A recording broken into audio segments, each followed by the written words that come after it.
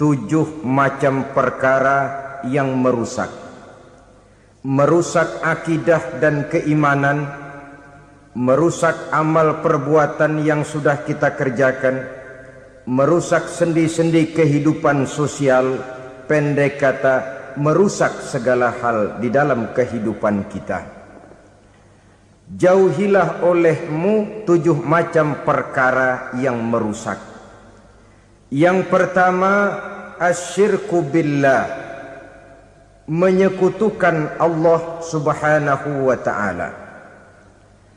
Agama dimulai dari keyakinan, maka kehancuran agama selalu dimulai dari kehancuran keyakinan, iman atau akidah yang dimiliki oleh seseorang. Dan untuk menghancurkan nilai-nilai iman yang kita miliki ini, orang rasanya tidak akan menghantam kita dengan peluru kendali. Orang tidak akan mengirimkan nuklir ke sini. Orang tidak juga akan mengirimkan satuan militernya ke sini. Untuk menghancurkan nilai-nilai iman, dibanjiri kita dengan paham-paham yang merusak dan mendangkalkan akidah. Baik ia bernama materialisme, baik ia bernama sekularisme, baik ia bernama banjirnya maksiat dan munkarat, baik ia bernama banjirnya peradaban dan kebudayaan yang menghancurkan moral daripada anak-anak kita, sedikit demi sedikit melenturkan dan melunturkan nilai-nilai keimanan kita, untuk kemudian pada waktunya nilai iman itu akan bertukar dan berganti menjadi nilai syirik kepada Allah Subhanahu wa ta'ala. Atau pada sisi lain, menjadikan yang selain Allah sebagai tujuan akhir daripada kehidupan kita. Sedangkan kita sama-sama maklum bahwa di dalam pandangan agama Islam, dosa yang tidak berampun, dosa yang terbesar, termasuk dalam kategori bapak moyangnya dosa, tidak lain adalah syirik, yakni menyekutukan Allah Subhanahu wa ta'ala. Pola penghancuran iman ini memang berstrategi. Ditawarkan kita kepada paham materialisme, paham kebendaan, di mana otak menempati urutan sebagai ranking pertama, Tuhan jatuh pada urutan kedua.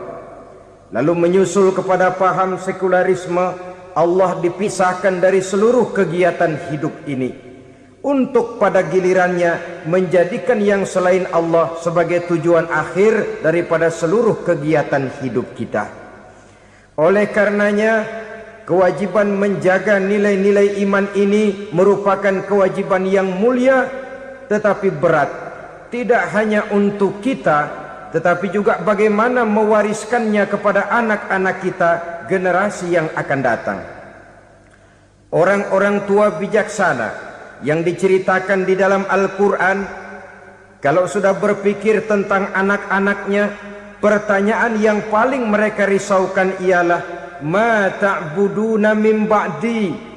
Anakku, kalau pada satu saat aku, ayahmu sudah tidak ada lagi di dunia ini, meninggalkan kamu semua, ma ta'buduna min ba'di, apa yang akan kamu sembah nak? Jikalau sekarang ayahmu masih mau ke masjid, masih mau melakukan rukuk dan sujud, masih beribadah menyembah Allah Subhanahu wa ta'ala, kalau orang tuamu sudah tidak ada, ma ta'buduna min ba'di, masihkah engkau mau datang ke masjid? Masihkah engkau mau rukuk dan sujud? Masihkah engkau mau menyembah Allah Subhanahu wa ta'ala? Pertanyaan ini yang dipikirkan oleh Nabi Yakub kepada putra-putranya. Pertanyaan ini yang diteruskan oleh Nabi Ibrahim kepada anak-anaknya. Pertanyaan ini yang diwariskan oleh generasi ulama'us salafus saleh kepada para generasi berikutnya. Bagaimana kita generasi sekarang? Kita orang-orang tua sekarang bukan berfikir ma ta'buduna min ba'di, malah yang kita fikirkan ma ta'kuluna min ba'di. Kalau bapak tidak ada nanti kamu makan apa nak? Perkara kamu nyembah apa? Urusan nomor 18. Yang penting kamu nanti hidup bisa makan, nak. Maka kita sibuk mewariskan harta kepada anak-anak kita. Kita sibuk mewariskan kebun dan tanah kepada anak-anak kita. Kita sibuk mewariskan pabrik kepada anak-anak kita.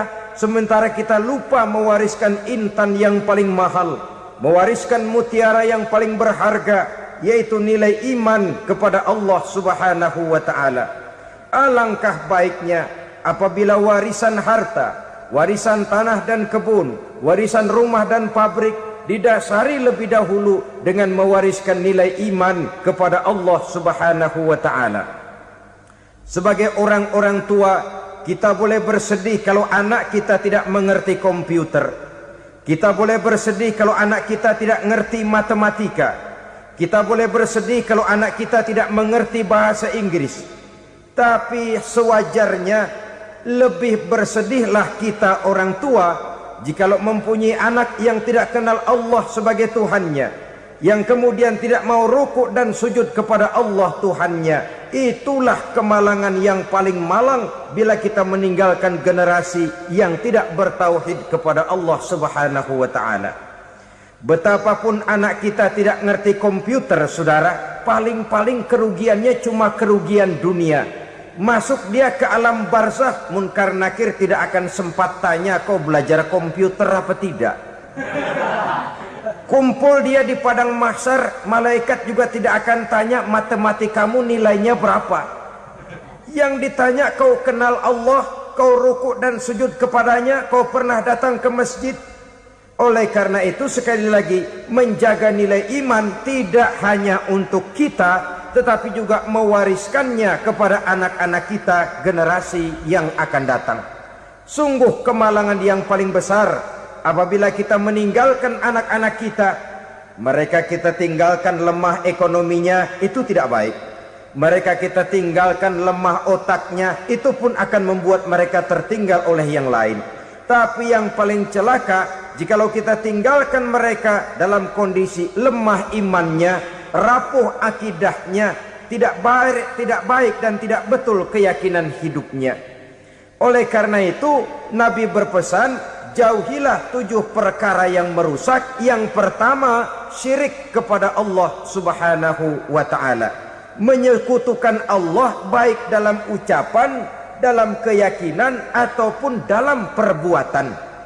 Ini perkara pertama yang termasuk 7 perusak besar di dalam kehidupan.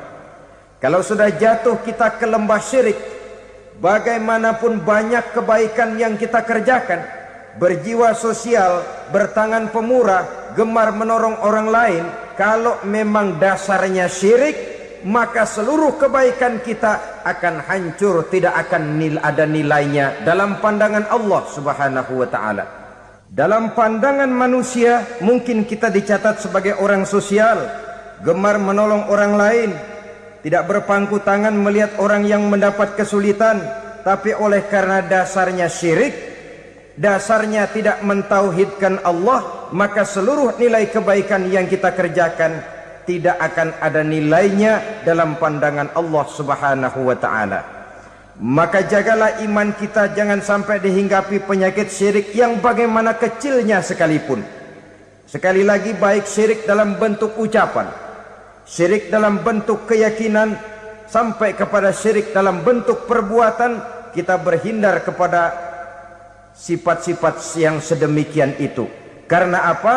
Dalam satu ayat Quran Allah Subhanahu wa ta'ala menjelaskan, innallaha la yaghfiru ayyushraka bih wa yaghfiru ma duna dzalika liman yasha.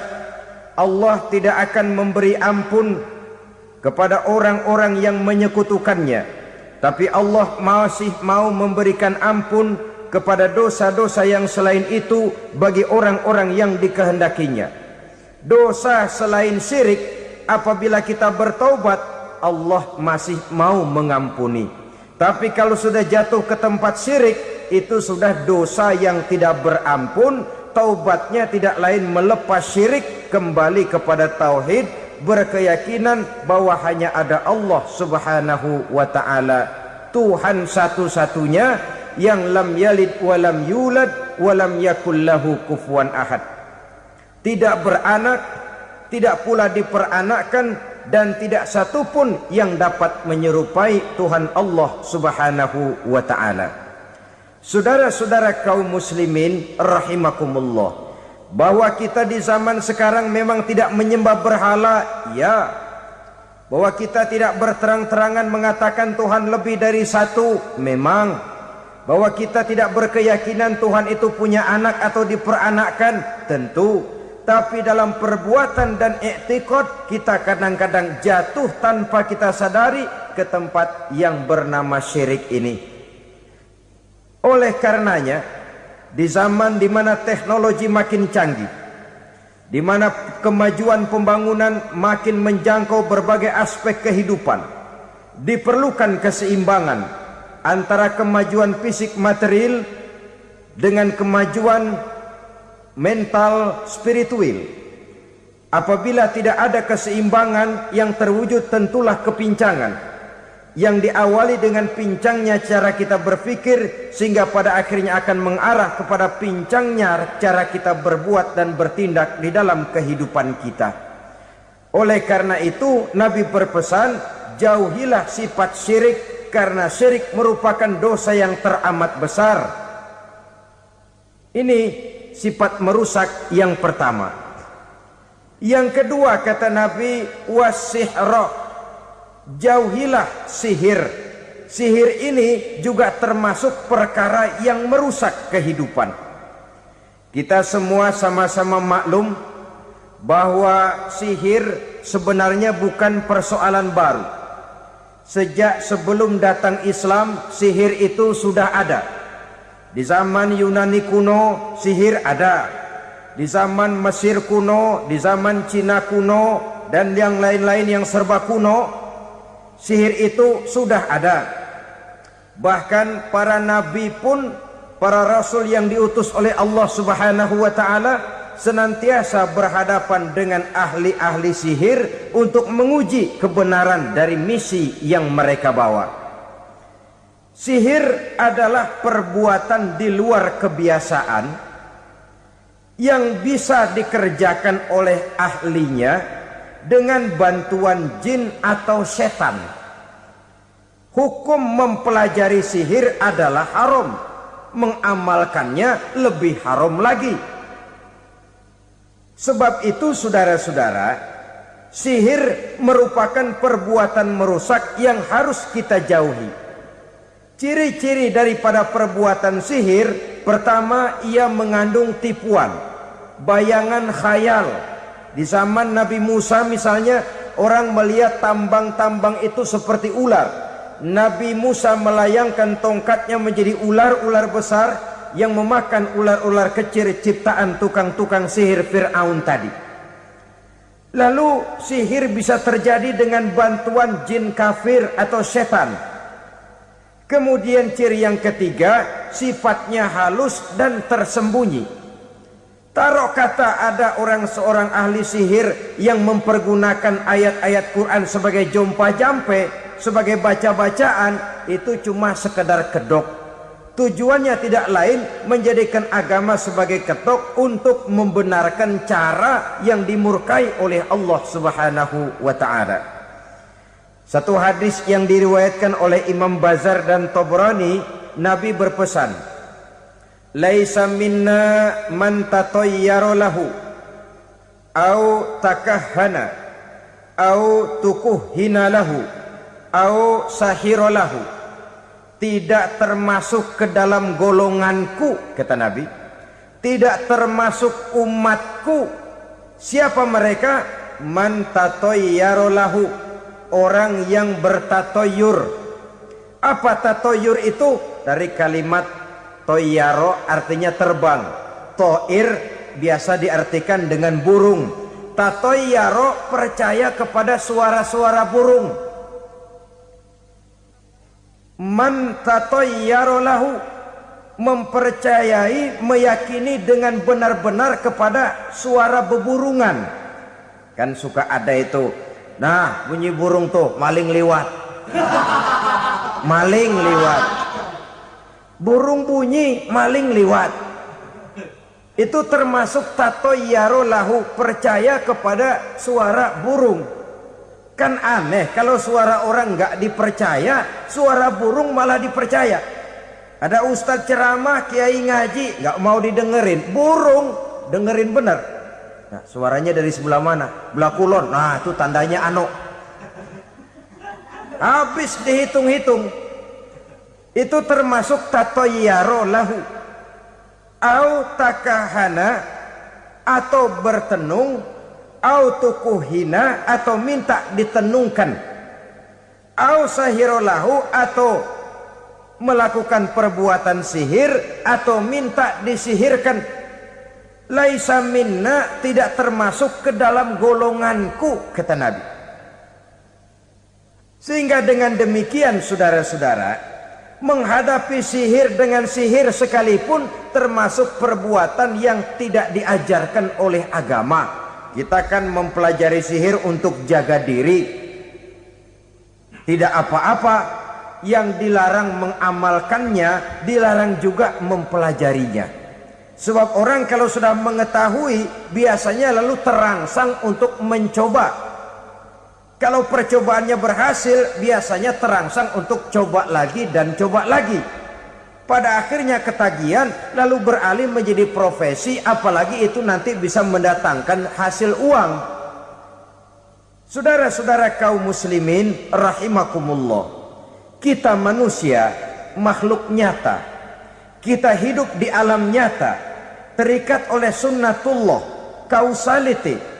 Oleh karenanya, bagi kita keyakinan yang penuh, keikhlasan di dalam bertuhankan Allah, penyerahan diri sepenuhnya hanya kepadanya, itu sudah merupakan obat penangkal yang sangat ampuh agar kita tidak terkena penyakit-penyakit yang dibuat oleh setan dan para pembantunya.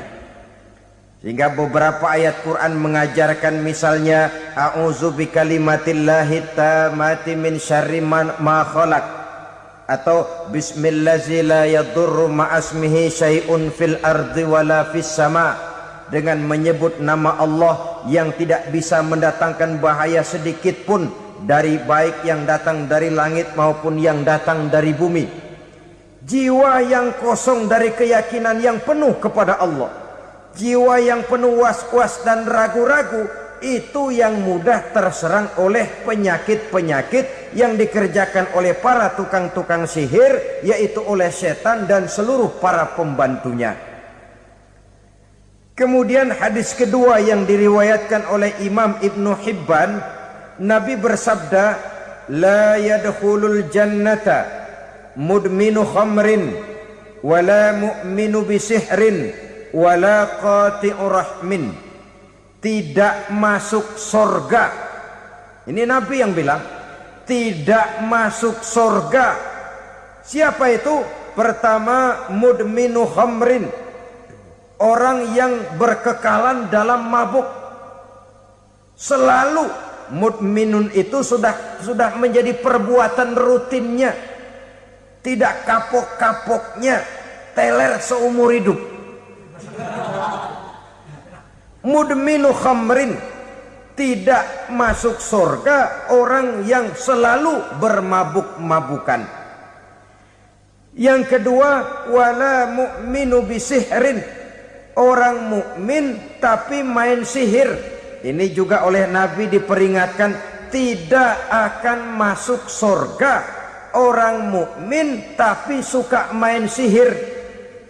Wala qati'u rahmin, dan tidak juga orang yang memutuskan silaturahmi. Tiga macam manusia yang diperingatkan Nabi tidak akan masuk surga: orang yang selalu mabuk, orang mukmin yang main sihir, dan orang yang memutuskan silaturahmi. Saudara-saudara kaum muslimin rahimakumullah. Lalu orang berkata, kenapa dilarang kita bersihir? Padahal Rasul sendiri kan punya mukjizat. Nah, kita memang harus membedakan antara mukjizat dengan sihir. Dalam kehidupan agama kita kenal ada yang namanya mukjizat, ada yang namanya karomah atau keramat biasa diucapkan, ada yang namanya maunah, ada yang namanya irhas, ada juga yang namanya sihir. Kesemuanya ini berbeda, saudara-saudara. Yang dinamakan mukjizat itu khusus untuk para rasul saja.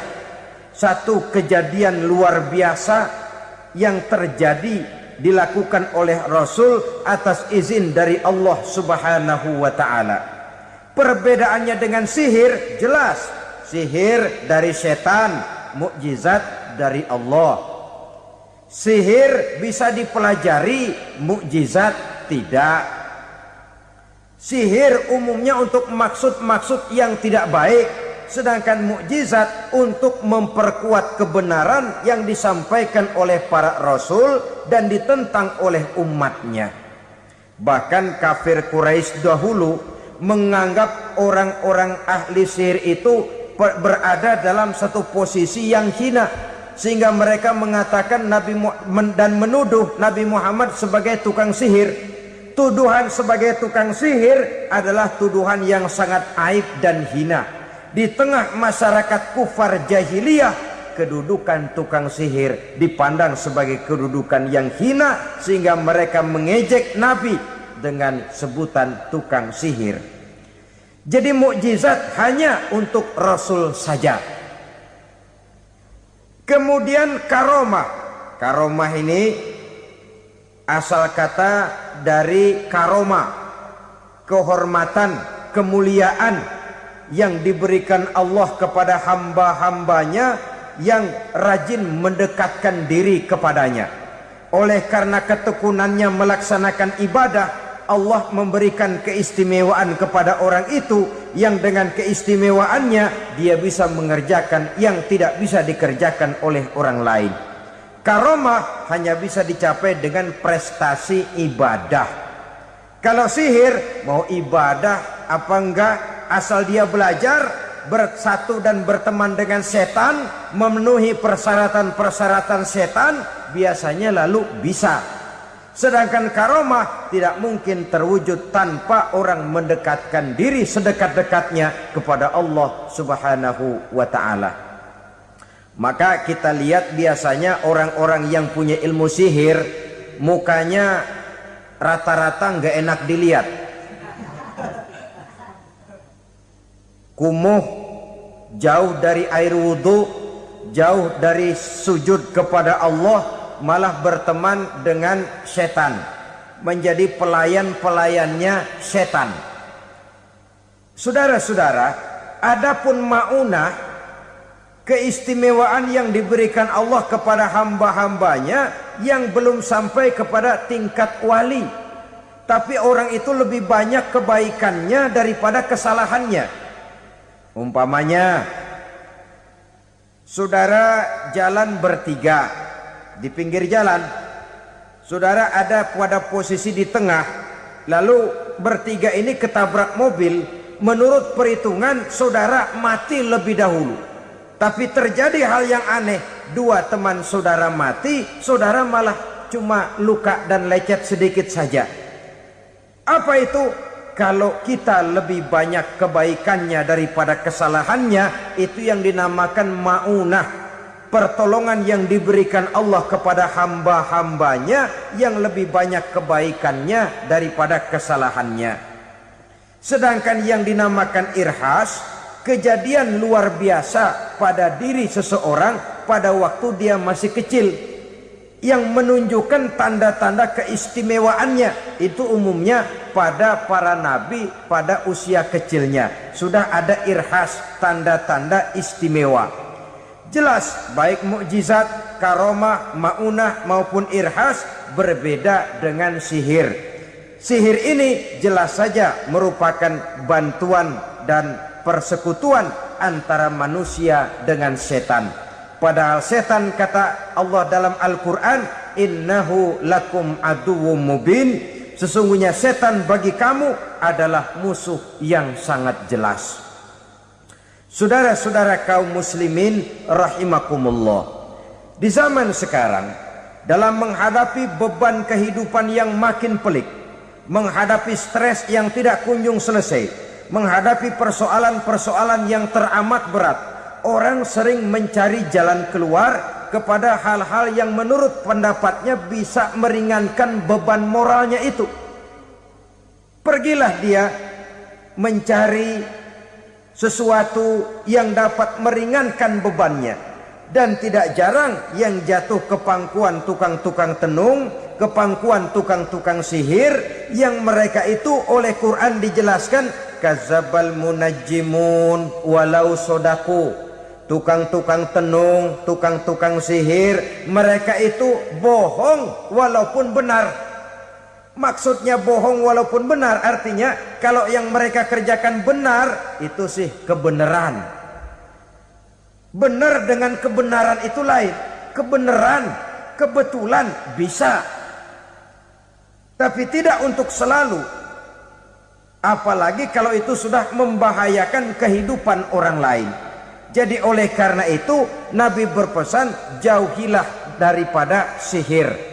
Kalau sudah jauhilah dari sihir artinya ya jauhilah daripada mempelajarinya, jauhilah daripada bergaul dengan orang-orang yang ahli di bidang itu, karena dari pergaulan segalanya bisa menular. Baiklah saudara, ini yang kedua. Yang ketiga pesan Nabi, wa qatlan nafsil lati harramallahu illa bil haq. Membunuh orang lain dengan cara yang tidak benar, membunuh orang yang diharamkan oleh Allah Subhanahu wa taala untuk melakukannya kecuali dengan alasan yang benar. Kita tahu Islam adalah agama damai sesuai dengan namanya. Ia tidak dikembangkan dengan pedang dan kekerasan. Ia dikembangkan dengan keteladanan dan tuntunan moral. Oleh karena Islam bukan agama kekerasan, Islam pun tidak mementingkan dan mengajarkan kekerasan kecuali dengan alasan yang benar dan bisa dipertanggungjawabkan. Membunuh dengan sengaja, menghilangkan nyawa orang lain tanpa alasan yang bisa dibenarkan adalah merupakan dosa besar dan satu di antara 7 perkara yang bisa mendatangkan kerusakan dalam kehidupan dan yang hendaknya harus kita jauhi. Saudara-saudara kaum muslimin rahimakumullah, beberapa waktu yang lalu di sebuah kota kecil yang indah bernama New Auckland. Saudara tahu New Auckland? Itu dari Gunung Kidul masih ngidul lagi. Pernah diadakan satu seminar yang membicarakan bagaimana menyelamatkan masyarakat manusia dari bahaya Perang Dunia Ketiga. Diperkirakan kalau terjadi Perang Dunia Ketiga, manusia tidak akan tersisa. Sebab apa? Pada waktu itu cadangan nuklir yang dimiliki oleh bersama Amerika dan Rusia konon sudah sanggup memusnahkan 6 miliar manusia pada saat jumlah manusia baru 5 miliar. Jadi kelebihan nuklir dunia ini. Kalau terjadi Perang Dunia Ketiga, sulit manusia untuk tersisa. Maka dibahaslah di dalam seminar itu, wah, supaya tidak terjadi Perang Dunia Ketiga, maka perlombaan membuat senjata-senjata canggih, alat-alat pembunuh modern harus segera dibatasi. Dibahas, tidak mungkin kita membatasi perlombaan membuat senjata. Kenapa? Makin maju ilmu dan teknologi, makin canggih senjata yang ditemukan. Atom sudah meningkat menjadi nuklir, nuklir sudah meningkat menjadi neutron, dan kita tahu bom yang bernama neutron ini bom yang cukup membunuh tanpa perlu merusak. Artinya kalau dia diledakkan di kota kita ini, bangunan utuh, jembatan tidak ambruk, rumah-rumah tetap berdiri, tapi semua yang bernama hidup mati. Itu katanya lebih sopan dari bom atom. Sebab kalau si atom ini sudah membunuh, merusak pula. Neutron cukup membunuh saja tanpa perlu merusak. Jadi majunya senjata-senjata teknologi sebagai akibat yang logis dari kemajuan ilmu pengetahuan ini tidak bisa kita batasi. Dan memang sebenarnya yang bahaya bukan senjatanya, tapi manusia yang mengendalikan senjata itu. Mereka kembali kepada prinsip the man behind the gun. Bukan senjatanya yang bahaya, tapi manusia yang mengendalikan senjata itu yang bahaya. Walaupun senjatanya modern, katakanlah model M16 umpamanya, kalau yang mengendalikannya orang beriman, insya Allah aman. Tapi biar megang cuma senapan angin, kalau yang megang orang brutal, ngeri kita deket-deket. Apalagi kalau memang bukan ahlinya menggunakan senjata, bisa ngeker kaki kena jidat.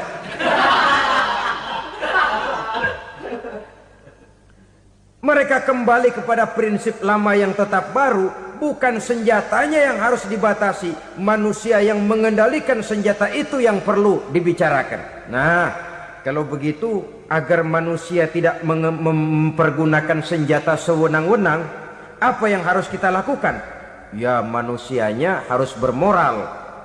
Ya, tapi moral yang mana? Di dunia ini banyak ajaran tentang moral. Itu pun mudah saja. Di sini kan kita undang saja ahli dari berbagai agama untuk membicarakan konsep perdamaian menurut agamanya masing-masing. Baik, setuju itu? Setuju. Maka tampillah para ahli agama, mereka kembali kepada prinsip moral daripada konsep yang terkandung di dalam ajaran agama untuk menegakkan perdamaian. Mula-mula naiklah ahli dari agama Hindu, dibacakan konsep perdamaian menurut ajaran agama Hindu, bahwa untuk damai manusia harus meninggalkan nafsu keduniaannya, menempuh samsara dan sebagainya untuk mencapai nirwana, menjauhi kemegahan dan kemewahan dunia. Ini lalu dibahas, rasanya juga tidak mungkin ini. Kemudian dari agama Nasrani, bahwa untuk damai manusia harus menciptakan sifat kasih sayang. Kalau ditampar pipi kiri, berikan pipi yang kanan. Kalau diberikan selendang, berikan baju. Nanti orang kasihan, lalu dia tidak akan nampar lagi. Ketika ini dibahas, ternyata rasanya pun tidak mungkin bisa diterima. Karena apa? Di zaman sekarang orang ditampar pipi kiri, dikasih pipi kanan. Bukan kasihan, gemes. Damai belum tentu, bonyok udah jelas. Lalu ketika dibacakan konsep perdamaian menurut Quran, di mana disampaikan ayat wa jazaa'u sayyi'atin sayyi'atun misluha faman afa wa aslaha fa ajruhu 'ala Allah. Balasan terhadap satu kejahatan adalah kejahatan yang seimbang, tetapi barang siapa yang memberi maaf dan mencari jalan damai, itulah yang terbaik dan akan mendapat pahala dari Allah Subhanahu wa taala. Kamu tidak salah ditampar pipi kirimu, tampar lagi pipi kirinya sekeras dia menampar pipi kirimu. Nanti orang tidak mau menampar kita karena dia tahu kalau dia tampar kita, dia akan menderita tamparan sekeras dia menampar kita. Akan terjadilah prinsip saling hormat menghormati, tidak saling ganggu, tidak saling usil, tidak saling jahil. Atas dasar ini perdamaian bisa ditegakkan. Mereka bisa menerima konsep ini, tapi kemudian seminar ditutup tanpa satu keputusan resmi. Kenapa? Terus terang mereka kagum dengan konsep Islam, tapi sentimen lama terhadap nilai-nilai Islam telah menutup mata mereka untuk menerima kebenaran dari ajaran Al-Quranul Karim.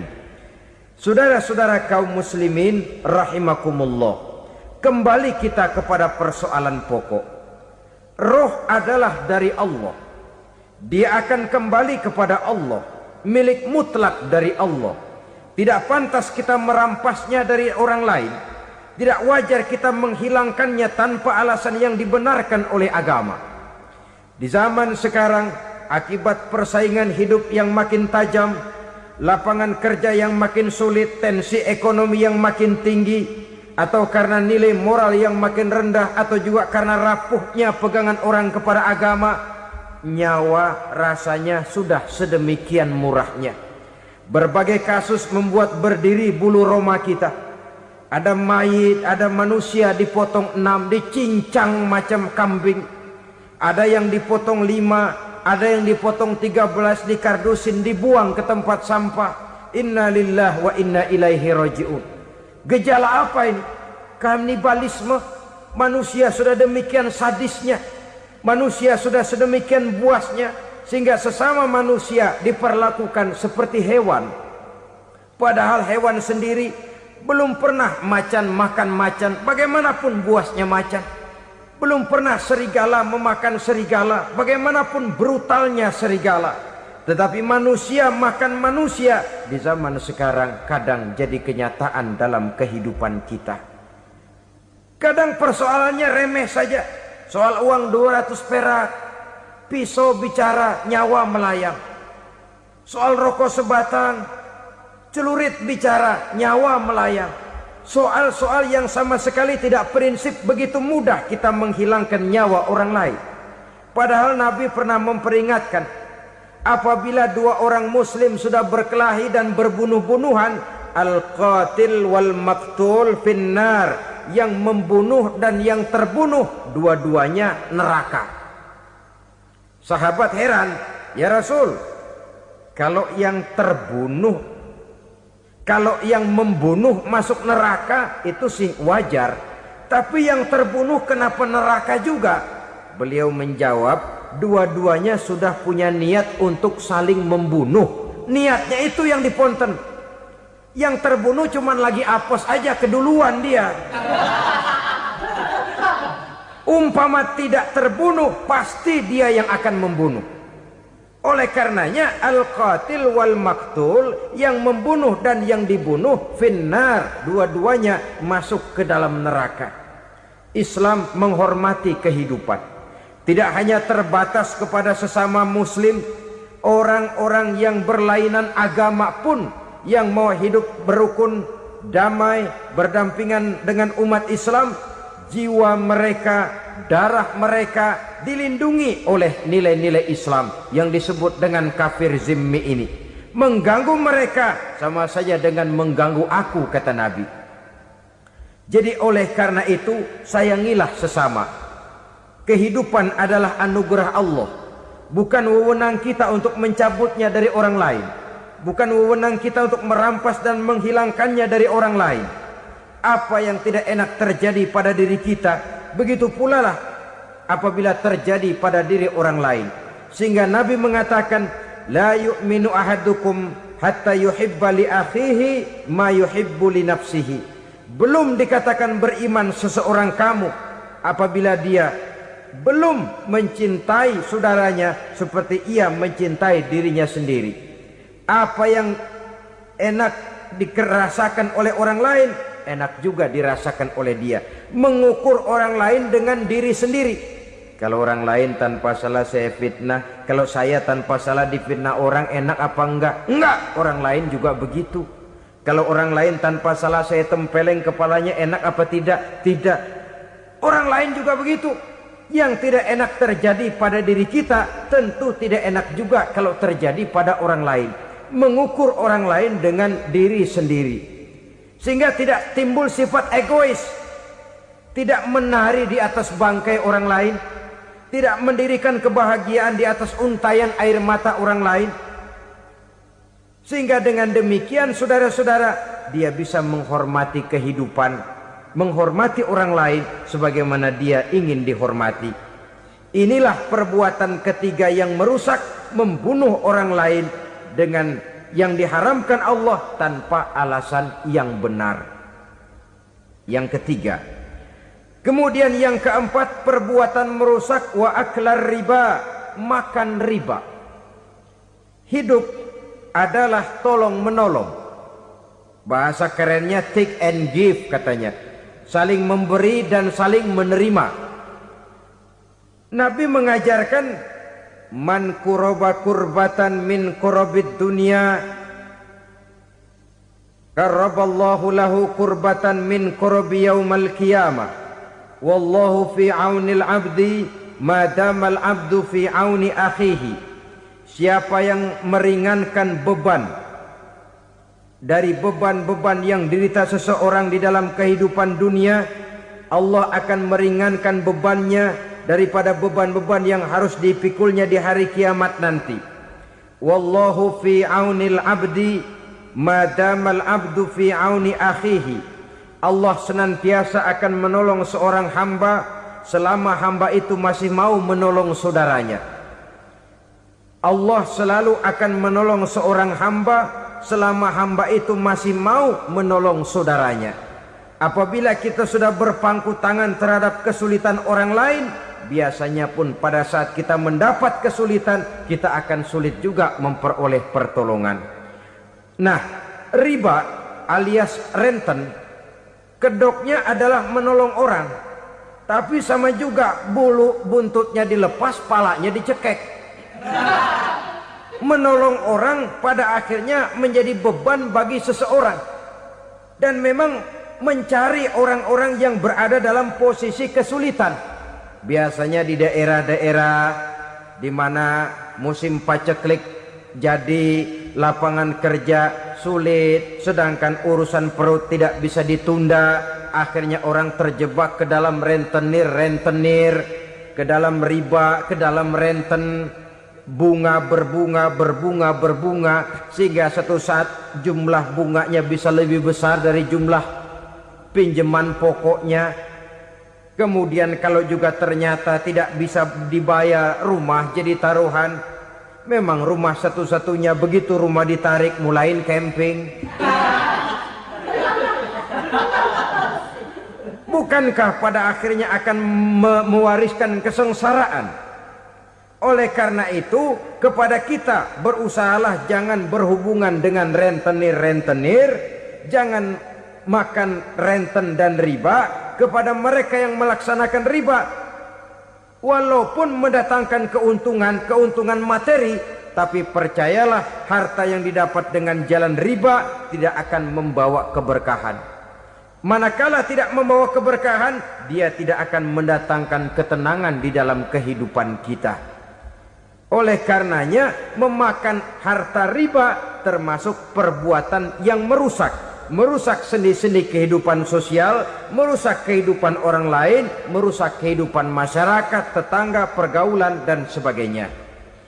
Yang kelima, wa akla malil yatim, memakan harta anak yatim dengan cara yang zalim. Nih, memang lezat.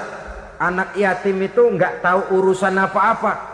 Kita diamanahkan untuk mengurusinya. Kadang-kadang dibentuklah panitia penyantunan yatim piatu. Yatimnya mah tetap kelaparan, panitianya yang pada gendut.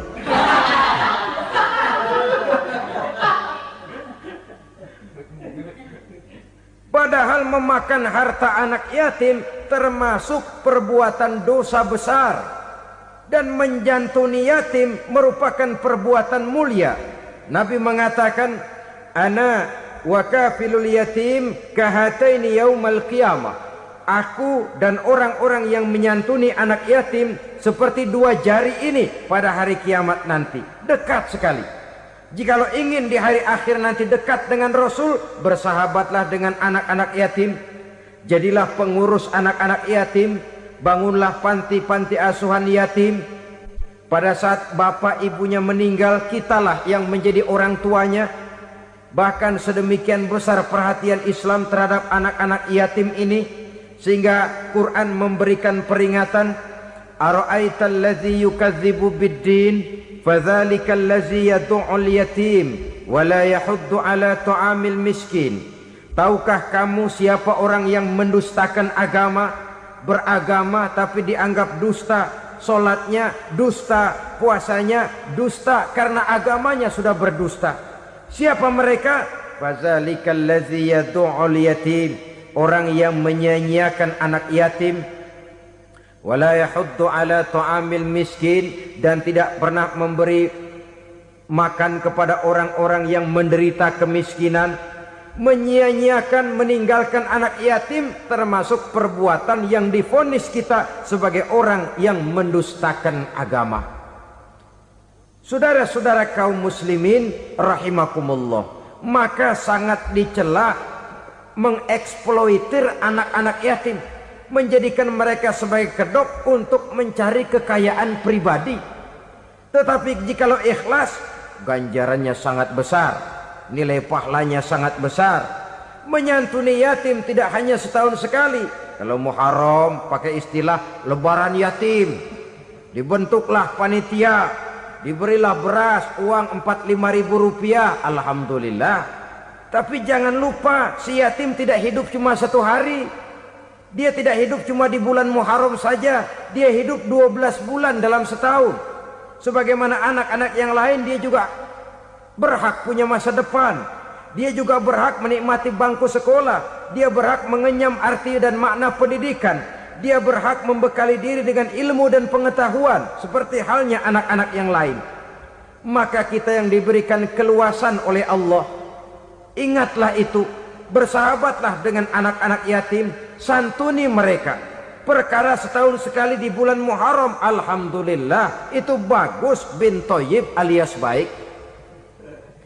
Tapi tentu dan tentu sekali lagi, si yatim tidak hanya hidup di bulan Muharram. Dia hidup 12 bulan dalam setahun, 24 jam dan di dalam sehari. Oleh karenanya, menyia-nyiakan mereka pada saat posisi kita memang mampu akan memojokkan kita dalam satu posisi di mana kita dianggap sebagai orang yang mendustakan agama. Memakan harta anak yatim dengan cara yang zolim. Bapaknya udah meninggal, kebunnya lebar, anaknya dikelecehin. Nah, dah kamu gak usah pusing, nanti saya yang ngurus. Akhirnya bukan ngurus, nguras. Si yatim mungkin tidak tahu bahwa dia disia-siakan, haknya diambil, miliknya dizolimi. Tapi Allah yang akan membalasnya dengan seadil-adilnya. Maka makan harta anak yatim biasanya balasannya tokcer bin paten. Nggak banyak selang tempo itu, nggak percaya cobain dah. Nyobain aja kan nggak bayar, umpama.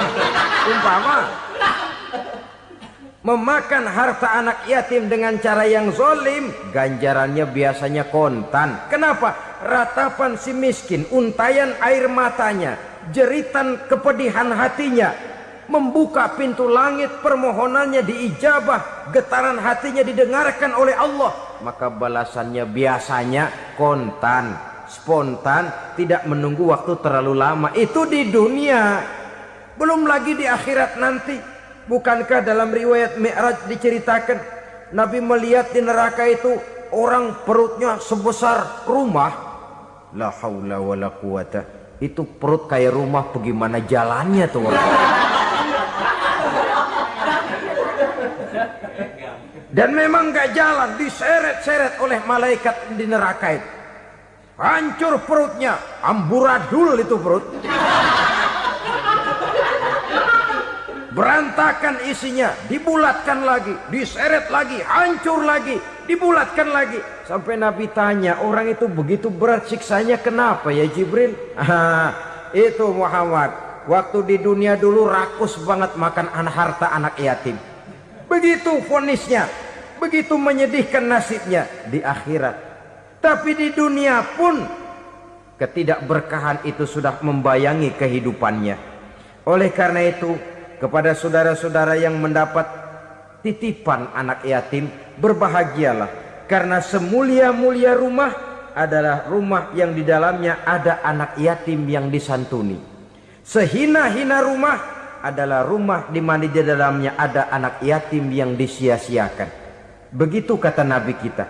Rumah yang paling mulia dalam pandangan Allah, rumah yang di dalamnya ada anak yatim yang disantuni. Rumah yang paling hina dalam pandangan Allah, rumah yang di dalamnya ada anak yatim yang nasibnya disia-siakan. Berbahagialah saudara apabila menjadi penyantun anak-anak yatim, pelindung mereka, sehingga mereka mempunyai masa depan sebagaimana anak-anak lainnya.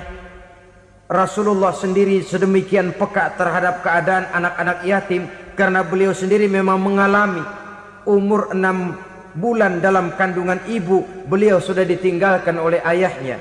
Pada saat berusia 6 tahun ibu sudah meninggal. Yatim piatu dalam usia di mana beliau sedang perlu belas kasih seorang ibu dan pengertian seorang bapa. Kepekaan itu lalu timbul, bahkan kemudian sampai kepada beliau berkata, aku dan orang yang menyantuni anak yatim seperti jari tengah dan jari telunjuk di hari akhirat nanti. Sedemikian dekatnya. Baiklah ya, jadi yang kelima, memakan harta anak yatim. Jauhi karena ini perbuatan yang merusak. Yang keenam, watawalli yaumaz zahfi, melarikan diri pada hari pertempuran. Apa ini? Khianat. Tidak konsekuen dengan konsep perjuangan. Pada mulanya keras benar teriak, berantas korupsi, ganyang korupsi. Cuma karena belum dapat giliran. Begitu dia naik dapat kesempatan, korupsinya lebih edan dari yang diteriakinya. Ini termasuk tawalli yaumaz zahfi, berpaling pada hari peperangan. Di saat menghadapi musuh, kalau belum kelihatan musuh, teriaknya nyaring bener. Jangan takut demi kebenaran sampai titik darah yang paling penghabisan. Musuh belum kelihatan. Begitu musuh sudah kelihatan, paling dulu lari ke belakang. Kalau diajak berjuang ada saja alasannya. Sehingga Quran memberikan peringatan kepada kita semua. Mengapa kamu ini berat? Kalau sudah diajak berjuang di jalan Allah, kakimu seperti terhunjam berakar di perut bumi. Berat untuk melangkah berjuang. Lari dari pertempuran tidak konsekuen dengan konsepsi perjuangan. Mau enaknya saja. Dalam kondisi yang sulit lalu berpangku tangan. Ini termasuk ciri munafik yang di dalam Al-Quran disindir dengan bahasa kullama adha'a lahum masyaufi wa iza azlama alaihim qamu. Waktu terang mereka jalan, giliran gelap mereka mandek.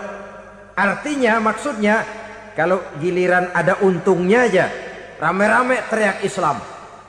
Tapi begitu diminta berjuang, dituntut berkorban, rame-rame mundur. Waktu dilihat di Islam ada untungnya, rame-rame teriak Islam. Pak, saya Islam banget, Pak. KTP saya Islam, Pak. Pokoknya Islam banget dah. Tapi ketika diminta berjuang, dituntut sedikit berkorban, rame-rame mengundurkan diri. Tahun 65 PKI berontak.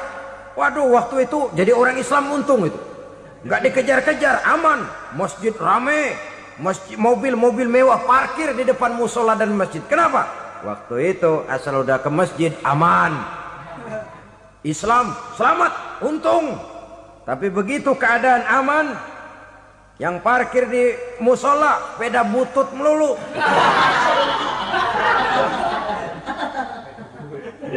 Waktu terang mereka jalan, waktu gelap mereka berhenti. Dikala di Islam ada untungnya, baru wah Islam bagus, Islam hebat. Tapi waktu dilihat ada kerugian, jangan bawa-bawa Islam dah. Jangan bicara soal Islam, ini kan bukan soal agama. Bukan soal agama. La haula wa la quwata illa billah. Beragama kita ambil talfik fid din, mengambil yang enteng-enteng saja dalam urusan beragama ini. Tidak konsekuen kita dengan Islam kita. Seolah kita mau memilih mana yang terasa cocok sama selera kita, kita teriak Islam. Beratan aja dikit, rame-rame berpaling. Itu termasuk tawalli yaumaz zahfi. Para pengkhianat, mental-mental hipokrit. yang tidak mau konsekuen menghadapi segala bahaya, itu termasuk perbuatan yang merusak. Kenapa? Kalau cuma dia saja yang lari, mungkin tidak jadi soal. Tapi larinya ini akan mempengaruhi orang lain. Nah, pengaruhnya itu yang dicegah. Sebab kalau satu sudah mulai lari, yang lain mulai ngelirik. Ketika yang dilirik kemudian tidak ada reaksi, dia akan ikut lari. Artinya apa? Seorang muslim harus konsekuen dengan konsep perjuangannya, dengan keyakinan keagamaannya, dan tidak memilih yang enak-enak saja di dalam kehidupan beragama. Lari dari pertempuran, bermental khianat, mengkhianati agama, merupakan satu di antara sifat yang merusak. Terakhir saudara, wa qazfal muhsanatil ghafilatil mu'minat, menuduh perempuan baik-baik yang tidak tahu menahu tentang tuduhan yang dituduhkan kepadanya, menuduh perempuan mukmin yang baik-baik yang tidak tahu menahu tentang tuduhan yang dilakukan kepadanya. Fitnah lebih bahaya daripada pembunuhan. Orang yang tidak salah bisa hancur namanya, orang yang berniat baik bisa ambruk perjuangannya oleh karena fitnah. Sehingga dikatakan al fitnatu asyaddu minal qatli. Fitnah lebih bahaya daripada pembunuhan. Maka memfitnah ini termasuk satu dosa di antara 7 hal merusak yang harus kita jauhi semampu kita, semampu-mampunya. Mengupayakan sebisa-bisanya jangan sampai terjebak ke dalam hal yang demikian. Nah, saudara-saudara, inilah saja pertemuan kali ini. Mudah-mudahan ada manfaatnya. Semoga Allah memberikan kekuatan zahir dan batin kepada kita untuk bisa menjauhi 7 perkara yang merusak ini. Selalu berusaha menyimpan sesuatu yang bisa membawa manfaat, baik untuk dirinya, untuk anak cucunya, maupun untuk keluarganya, untuk masa kini dan masa depannya. Kadang simpanan itu berbentuk uang, kadang berupa tanah, lain saat berbentuk pabrik, dan lain sebagainya. Sementara masa depan yang paling pasti adalah akhirat. Jika untuk masa depan dunia kita rela memeras keringat, membanting tulang, pergi pagi dan pulang petang, menyimpan uang, menyimpan tanah, menyimpan pabrik, pernahkah kita merenung jika satu saat kiamat datang, kita dibangkitkan dari kubur masing-masing, berdiri di padang mahsyar untuk mempertanggungjawabkan seluruh kegiatan hidup kita di dunia ini. Lalu kita akan menuju ke alam akhirat. Sudahkah kita mempunyai simpanan untuk akhirat kita? Pada pertemuan kali ini saya ingin menyampaikan sebuah hadis di mana Rasulullah sallallahu alaihi wasallam bersabda, arba'un min kanzil jannah. Simpanan sorga ada 4 macam. Yang pertama, ikhfa'us sadaqah, menyembunyikan sedekah. Saudara-saudara kaum muslimin, sebagaimana yang kita maklum bahwa Allah Subhanahu wa taala melebihkan sebagian rezeki dari kita terhadap yang lain. Ada yang kaya, ada yang setengah kaya, ada yang miskin, ada yang setengah miskin, dan selanjutnya. Ada yang gajinya kecil tapi penghasilannya gede. Ada yang penghasilannya gede tapi nggak punya gaji. Ada juga yang memang gajinya gede dan penghasilannya gede. Kelebihan rezeki merupakan sunnatullah dan tidak harus membuat kita merasa lebih dari yang lain. Bahkan sebaliknya, kelebihan itu harus membuat kita ringan tangan untuk menolong mereka yang memang memerlukan pertolongan. Kalau saudara diberikan ilmu, maka pertanyaan akhirat cuma satu: ilmumu kau amalkan untuk apa? Kalau saudara diberikan umur yang panjang, pengadilan akhirat juga bertanya satu: umurmu kau habiskan di mana? Tapi kalau saudara diberikan harta, pengadilan akhirat akan bertanya dua. Hartamu kau dapat dari mana? Kau belanjakan kemana? Dari mananya ditanya, dan kemananya juga ditanya. Oleh karena kita akan dimintakan pertanggungan jawab, maka amanah yang bernama harta ini harus kita gunakan dengan sebaik-baiknya. Ada penggunaan yang merupakan kewajiban, itu zakat namanya. Ada penggunaan yang sewaktu-waktu, itu infak namanya. Ada yang lebih sewaktu-waktu lagi, dan itu sedekah namanya. Zakat dia terikat oleh haul dan nisab, oleh putaran batas waktu dan ukuran dari harta itu sendiri. Sedangkan infak terikat oleh situasi dan kondisi perekonomian seseorang. Sedangkan sedekah tidak terikat dengan apapun. Dalam kondisi seperti apapun kita bisa melakukan sedekah dengan yang terkecil sekalipun. Sampai-sampai Rasulullah sallallahu alaihi wasallam mengajarkan, la tahqiranna minal ma'rufi syai'an walau an talqa akhaka biwajhin talik. Atau ada hadis, tabassumuka fi wajhi akhika laka shadaqah. Senyumanmu kepada temanmu adalah sedekah.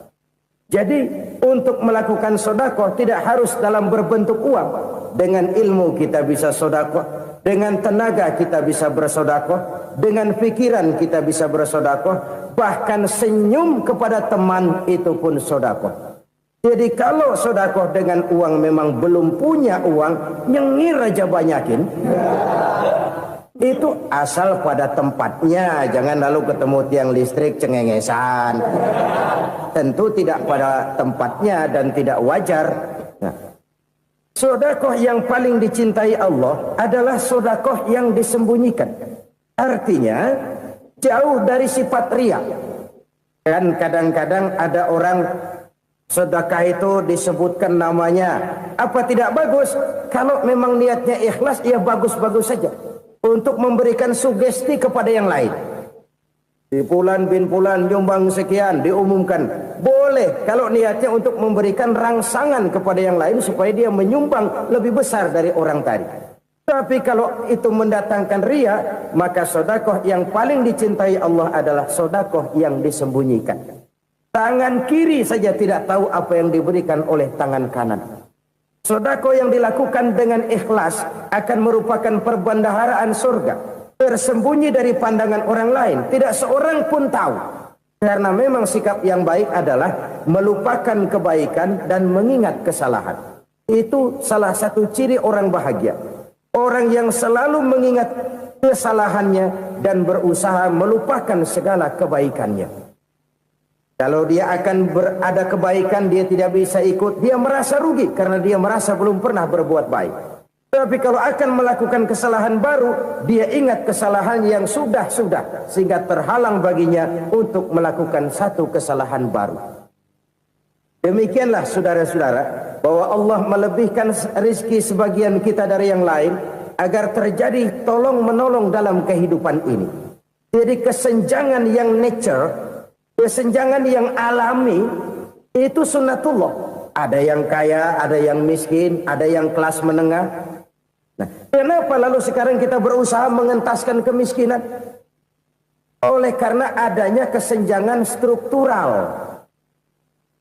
Kalau yang kaya bisa semakin kaya, kenapa yang miskin tidak bisa naik jadi ikut sedikit kaya? Sebab pada dasarnya Islam adalah agama yang sejak turunnya sudah berupaya memerangi kemiskinan. Bahkan dikatakan kemiskinan itu mendekatkan kepada kekufuran. Orang kalau miskin udah dekat banget sama kafir. Gampang menjadi kafir. Berapa banyak saudara-saudara kita yang oleh karena soal perut, oleh karena soal materi, terpaksa meninggalkan dan menanggalkan akidahnya. Menjual petunjuk yang diberikan Allah dengan kesenangan dunia yang cuma sebentar ini. Na'udzubillah, thumma na'udzubillah. Jadi makin kita sembunyikan satu sedekah, semakin banyak perbendaharaan kita di surga. Sedekah yang paling dicintai Allah adalah sedekah yang disembunyikan. Malahan ada seorang sufi, Dia punya kebiasaan kalau pergi sholat Jumat dia bawa uang, itu uang dia taruh di bawah tikar masjid. Dia niat sedekah kepada siapa saja yang nemuin itu duit. Maksudnya apa? Supaya yang nemuin nggak tahu siapa yang punya duit. Demikian dia saking ingin menyembunyikan sedekahnya. Karena sifat riya itu bisa memakan amal kita sendiri. Riya itu termasuk menyebut-nyebut kebaikan kita. Orang yang suka nepuk dada, sedikit-sedikit ngitungnya kalau enggak gua. Oh, kalau enggak gua tuh yang belas itu kalau enggak gua. Iya, kalau enggak lu kenapa emang? Orang yang suka menepuk jasad. Biasanya memang begitu, saudara-saudara. Kalau perang lagi berkecamuk, orang enggak sempat ngaku jadi pahlawan. Tapi begitu perang selesai, yang kagak kenal bedil ngaku pahlawan, Mas. Itu sesuatu yang biasa. Oleh karenanya, orang-orang yang ikhlas dalam bersedekah, disembunyikannya sedekah itu, Allah cinta betul. Malahan ada hadis memberikan jaminan, inna shadaqatal mar'il muslimi tazidu fil umri wa tadfa'u mitatas su'i. Sesungguhnya sedekahnya seorang mukmin tazidu fil umri, bisa menambah umur panjang, wa tadfa'u mitatas su'i, dan menyelamatkan manusia dari mati secara su'ul khatimah. Jadi siapa yang kepengen panjang umur, banyaklah sedekah. Yang bosan hidup, pelit terus.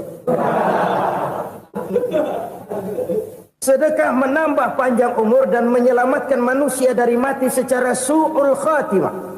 Pak, katanya umur itu nggak bisa ditambah, nggak bisa dikurangin. Kapan? Kalau ajal sudah datang. Wa idza jaa ajaluhum la yastakhiruna sa'atan wa la yastaqdimun. Kalau ajal datang tidak bisa dimajukan, tidak bisa dimundurkan. Itu kalau ajal sudah datang. Tidak bisa lagi umur ditambah dikurangi, sudah datang. Tapi kalau belum datang, itu kan haknya Allah. Mau ditambah, mau dikurangi, hak prerogatif Allah. Sebagai pencipta manusia, Allah maha kuasa dan maha mampu. Sedekah ini menambah panjang umur dan menyelamatkan manusia dari mati secara su'ul khatimah. Orang mati kan sama ya, kondisinya mati, nggak nafas. Tapi hakikat mati kan lain-lain. Ada yang mati itu husnul khatimah, baik akhirnya. Misalnya lagi ngaji mati, lagi sholat mati, lagi sedekah mati. Ini yang dinamakan dengan husnul khatimah, baik di akhirnya. Sebaliknya ada yang su'ul khatimah, jelek di akhirnya. Ini yang jadi catatan akhir. Lagi nyekek botol, mampus. Lagi banting kartu, modar. Su'ul khatimah, jelek pada akhirnya. Sedekah menyelamatkan manusia dari mati secara su'ul khatimah. Dan kita semua kepengen mendapat husnul khatimah, jauh dari su'ul khatimah. Oleh sebab itu yang bisa menyelamatkan kita dari penyakit itu antara lain adalah sedekah yang disembunyikan, yang dikerjakan dengan ikhlas karena Allah. Tidak karena kepengen dipuji orang, tidak karena ingin dikatakan orang pemurah, sebab orang dermawan itu orang yang memberi tanpa harus diminta. Kalau masih harus diminta, ya belum dermawan namanya, masih harus diminta. Kalau nggak diminta ya tulus, lolos, polos. Saudara-saudara kaum muslimin rahimakumullah. Harta adalah amanat dan akan kita pertanggungjawabkan. Allah melebihkan rizki sebagian kita dari yang lain agar kita saling tolong menolong, bantu membantu. Nabi janjikan siapa yang meringankan beban saudaranya muslim di dunia, Allah akan meringankan bebannya di akhirat nanti. Sebuah jaminan dari baginda Nabi. Si orang yang kita bantu barangkali tidak bisa membalas, Allah yang akan membalas lewat jalan lain yang tidak pernah kita sangka-sangka. Ada orang tanya, Pak, ini ada orang nyumbang masjid sambil marah-marah, bagaimana? Saya bilang sumbangannya aja ambil, marahnya jangan. Marahnya jangan diambil, itu urusan dia. Saudara-saudara kaum muslimin rahimakumullah. Umat Islam ini kan umat yang punya potensi besar. Kadang kita merenung, kenapa kadang-kadang pembangunan masjid kok lambat sekali? Kalau hotel hari ini peletakan pertama, bulan depan peresmian. Supermarket hari ini peletakan batu pertama, minggu depan peresmian. Tapi kalau sudah yang namanya masjid, kadang-kadang peletakan batu pertama sekaligus jadi batu terakhir. 3 tahun, 4 tahun, campur nebar jalak di jalanan, duit dijaring kayak ikan sepat. Apa tidak ada orang Islam yang kaya? Banyak. Apa tidak ada pengusaha muslim yang jadi konglomerat? Ada. Lalu yang belum banyak itu yang komit terhadap nilai-nilai agamanya. Akhirnya kita jatuh jadi umat yang lemah. Belum ada pengusaha konglomerat muslim buka pabrik supermi cap beduk misalnya umpamanya atau pabrik kecap cap sorban supaya identitas keislamannya sedikit kelihatan. Kita jatuh jadi umat yang lemah karena potensi tidak terinventarisir dengan baik. Kita ini ibarat kompor yang cuma matengin nasi orang lain. Potensi kita dimanfaatkan oleh orang lain. Ukhuwah Islamiyah kita baru terbatas kepada silaturahmi. Ukhuwah di bidang ekonomi kita lemah. Ukhuwah di bidang kebudayaan kita lemah. Apalagi ukhuwah di bidang politik kita lebih rapuh lagi. Padahal ukhuwah itu adalah totalitas kehidupan manusia. Menyangkut ipolek sosbud. Memerlukan nilai-nilai ukhuwah. Jadi oleh karena itu mari kita menyadari. Di dalam harta kita, walaupun kita yang cari, pergi pagi, pulang sore, peras keringat, banting tulang, di sana ada harta anak yatim. Di sana ada hak masjid. Di sana ada hak pesantren. Di sana ada hak jihad. Berbahagialah seseorang apabila dia oleh Allah dijadikan keran. Keran itu menyimpan air, tapi tidak untuk dirinya, tapi disalurkannya kepada mereka yang memang memerlukannya. Saudara-saudara kaum muslimin rahimakumullah, ini yang pertama. Jadi perbendaharaan surga adalah menyembunyikan sedekah. Orang lain nggak tahu, kita pun nggak pernah ngitung-ngitung. Kita anggap lewat begitu saja, padahal itu deposit akhirat. Satu. Yang kedua, perbendaharaan surga itu apa? Wa kitmanul musibah, menyembunyikan kesulitan. Kadang orang takut menghadapi kesulitan. Tapi makin kita merenung, hidup ini kan sebenarnya urusan. Takut sama urusan ya jangan hidup. Tandanya orang hidup itu kalau punya urusan. Urusan melupakan problem. Problem sering menimbulkan kesulitan. Kesulitan bukan untuk ditakuti, tapi untuk diatasi dan dicarikan jalan keluarnya. Siapa sih orangnya yang nggak pernah sulit-sulit? Makin tinggi status sosialnya, makin gede urusannya. Makin tinggi kualitas imannya, makin berat tingkat kesulitannya. Cuma memang yang namanya enak itu seperti pelangi. Biang lala itu nggak pernah di atas kepala kita, di atas kepala orang melulu. Lu sih enak lu, kata kita. Dia juga bilang, yang enak kan lu. Pelangi itu nggak pernah di atas kepala kita. Kata tukang beca, aduh enak ya naik Mercy. Kata tukang beca, apa yang di dalam mobil Mercy? Aduh enak bener tukang beca, di jok ngeringkuk ngorok pulas bener. Saya kamar pakai AC sejuk, tempat tidur sutra empuk, alga spring bed, gula kulik nggak bisa pulas kalau belum minum Valium, belum tidur. Enak bener tukang beca, di jok ngorok nggak tahu wetan kulon. Dia tukang beca bilang yang di Mercy enak, yang di Mercy bilang tukang beca enak. Inilah enak. Nggak pernah di atas kepala kita, di atas kepala orang lain melulu enak itu. Nah, saudara-saudara, yang merupakan perbendaharaan surga itu orang yang bisa menyembunyikan kesulitan, baik pribadi ataupun rumah tangga. Nih terutama rumah tangga yang jadi soalnya. Kadang-kadang kita ini kalau senang, sebaliknya kalau senang kita diam, kalem aja, cuek. Banyak banget duit kita bawaan, diam aja udah. Malah ketemu orang takut. Tapi begitu susah, sekampung tahu.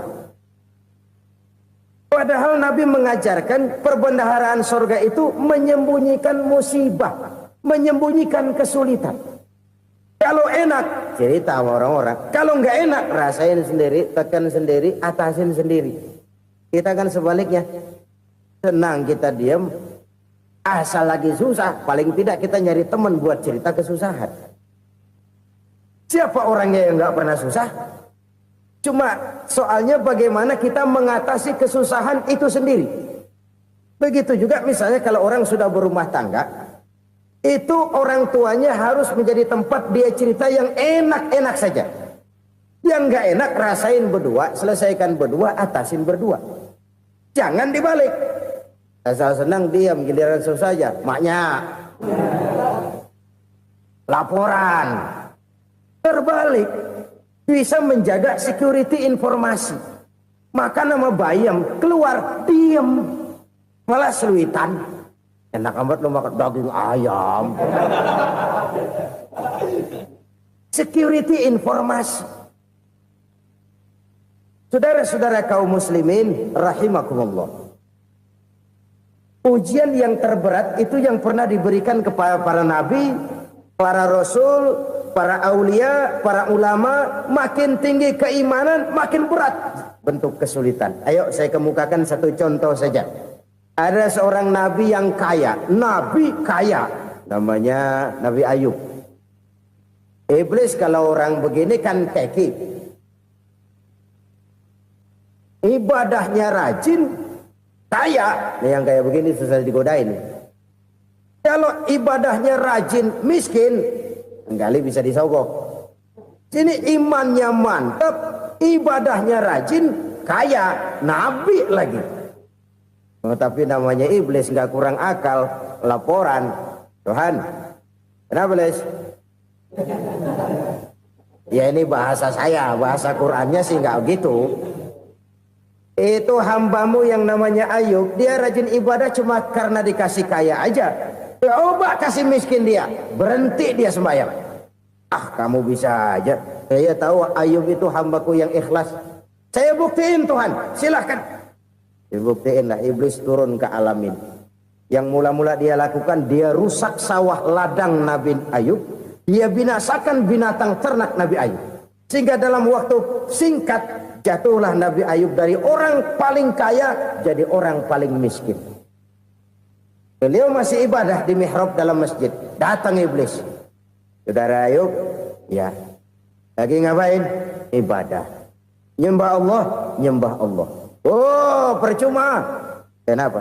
Tuhan yang ente sembah nih, dia udah bikin miskin ente.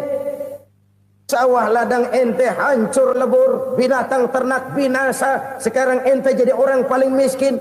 Ngapain nyembah Tuhan kayak begitu? Tekor. Udah berhenti dah ibadah, berhenti ibadah. Ini iblis sama Tuhan laporannya lain, yang dikerjakan kepada Nabi Ayub juga lain. Benar begitu iblis kata Nabi Ayub? Iya, sawah ladang saya habis, buras. Binatang ternak saya binasa, binasa. Saya miskin, bangpak. Apa jawab Nabi Ayub? Bukan innalillahi, ya, ini hebat. Alhamdulillahillazi a'tani wa akhza minni. Segala puji bagi Allah yang telah memberikan harta kepada saya dan sekarang mengambilnya lagi. Alhamdulillah. Allah yang ngasih, Allah yang ambil. Itu mah urusan Allah. Iblis cuman ibadah jalan terus, sujud lagi Nabi Ayub. Iblis seleher gondok banget. Dasar Nabi nggak mempan dia apa-apain. Miskin malah alhamdulillah. Allah yang ngasih, Allah yang ambil. Jadi kalau kita tidak komit, kita tidak terikat kepada kaya, miskin, senang, susah, apa yang bisa bikin kita susah? Jadikan kekayaan, kemiskinan, jadikan senang, susah sebagai anak buah yang bisa kita atur.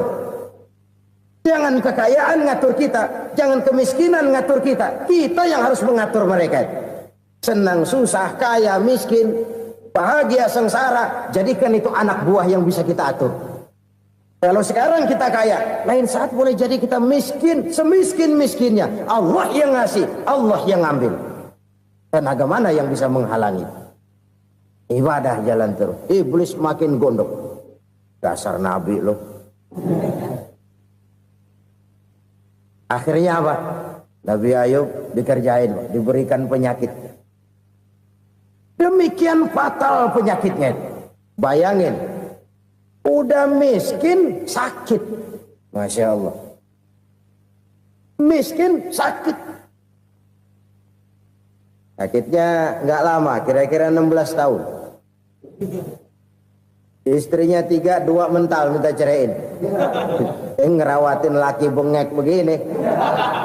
Senang belum tentu, susah udah pasti nih. Cerai aja, cerai dah. Cerai.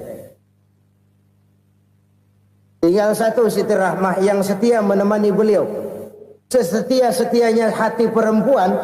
Satu saat Siti Rahmah bilang, "Bang, iya, abang kan Nabi, Bang.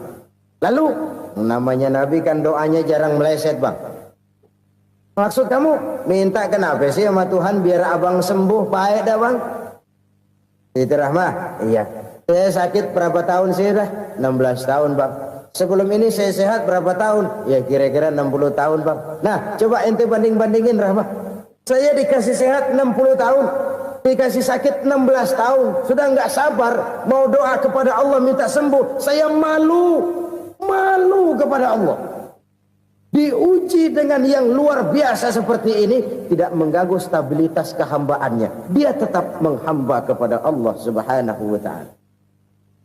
Saudara-saudara kaum muslimin rahimakumullah.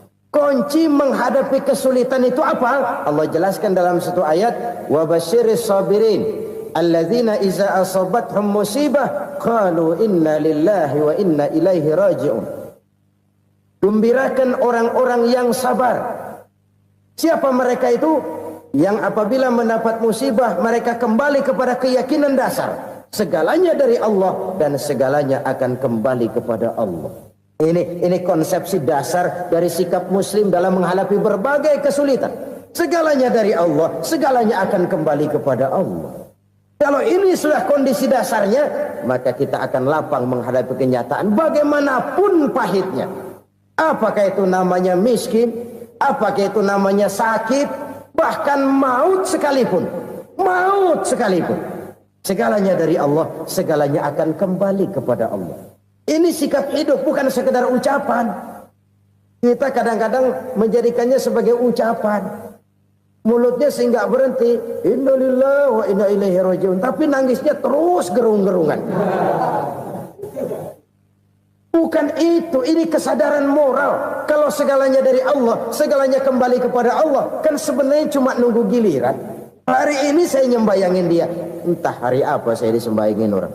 Hari ini saya antar dia ke kubur, entah hari apa orang nganterin saya ke kubur. Hari ini saya tahlilkan dia, entah nanti kapan orang tahlilkan saya. Segalanya dari Allah, segalanya akan kembali juga kepada Allah. Oleh sebab itu saudara-saudara, kesulitan bukan untuk ditakuti. Kesulitan justru untuk diatasi, dicarikan jalan keluarnya. Dan tidak ada orang yang tidak pernah mendapat kesulitan. Tidak ada. Semakin tinggi status sosial, semakin tinggi kualitas keimanan, semakin besar juga tingkat kesulitan. Hanya saja bagaimana cara kita mengatasinya. Dan Al-Quran menyatakan, innama al-usri yusra. Di balik kesulitan itu pasti ada kemudahan. Roda itu berputar. Karena itu Rasulullah sallallahu alaihi wasallam mengingatkan kepada kita, ta'arraf ilallahi fir raha ya'rifka fisyiddah. Ingatlah kepada Allah di waktu kamu senang, supaya Allah ingat kepada kamu di waktu kamu susah. Kalau waktu senang kita ingat kepada Allah, kita susah, Allah tidak akan meninggalkan kita. Tapi kalau waktu senang kita jauh dari Allah, sujud tidak sempat, dengan masjid jauh, ketika senang kita lupakan Allah. Nanti begitu kita susah, Allah lupakan kita. Dan itu menyakitkan. Oleh karena itu orang-orang tua kita dulu bilang, kalau lagi sehat ingat-ingat lu bakal sakit nanti. Kalau lagi kaya ingat-ingat satu saat kita bakal jatuh miskin. Bahkan kalau lagi muda, ingat-ingat kita bakal tua. Dan yang terpenting, kalau lagi hidup, ingat-ingat kita bakal mati. Saudara-saudara kaum muslimin rahimakumullah. Jadi yang kedua yang merupakan perbendaharaan surga, menyembunyikan musibah. Saudara-saudara kaum muslimin rahimakumullah. Hal ketiga yang merupakan perbendaharaan surga adalah wasilatur rahmi. Orang yang suka bersilaturahmi. Sebagaimana yang kita maklum bahwa manusia adalah makhluk yang disebut zon politika. Makhluk sosial yang tidak mungkin hidup sendiri-sendiri. Betapa dan siapapun kita memerlukan orang lain. Bodoh betul manusia kalau tinggal di tengah masyarakat tapi tidak mau bermasyarakat. Merasa hebat sendiri, pintar sendiri, gagah sendiri, kaya sendiri. Mungkin kalau mati juga ngubur sendiri. Jangankan kita di sini, di sorga saja Nabi Adam waktu sendirian bengong melulu, mondar mandir. Allah tegur dam sepi dam. Ya ini kalau bahasa saya. Iya Tuhan, sepi ini nggak ada coret-corekan pisan ini. Diciptakan Siti Hawa, baru anteng Nabi Adam. Itu di surga. Cobalah. Umpamanya saudara tinggal di Jakarta nih. Kayak bener. Apaan aja di Jakarta punya saudara dah. Pembuatan Semanggi ambil. Monas, Buntel bawa pulang. Hotel-hotel ambil semua.